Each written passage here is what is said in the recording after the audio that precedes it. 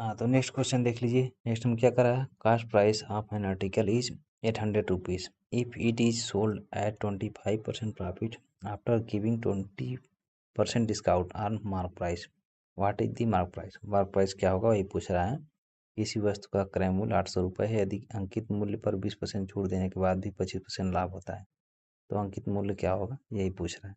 ध्यान दीजिए, यदि अंकित मूल्य पर 20% छूट देने के बाद, तो 20% अंकित मूल्य, मान लीजिए अंकित मूल्य कुछ था, मान लीजिए अंकित मूल्य 100 है, ठीक है।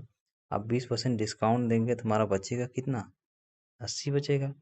अब फिर कह रहा है कि जब ये 80 बचा 20% डिस्काउंट देने के बाद, तब भी उसे 20% 25% का लाभ होता है।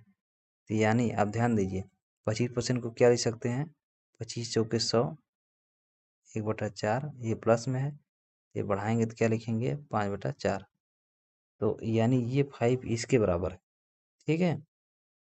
ठीक, तो ये 5 कैंसिल किए, इससे 16/85 होता है, 16। तो अब ये 16 इंटू 4 कितना हो गया, 16 चौका 64 बना, ठीक। ये हमारा 64 बना। ये 64 हमारा क्या आ गया, इसका क्रय मूल्य आ गया। 64 हमारा सीपी आ गया। तो ये 64 इज इक्वल टू कितना दिया है, सीपी। 64 इज इक्वल टू कितना हो गया हमारा 800। ये तो हमने शुरू में क्या माना था, 100 क्या हमारा मार्क प्राइस है, तो 100 ही निकालना चाहते हैं, ठीक है। तो हमें निकालना है 100, तो इसलिए 100 इज इक्वल टू कितना हो जाएगा, 100 इज इक्वल टू कितना हो जाएगा हमारा 800 यूनिटरी लॉस है बाई 64 इंटू 100, ठीक। अब इसे सॉल्व करते हैं तो कितना होगा, 864 होता है, ठीक। तो ऊपर 100 हो गया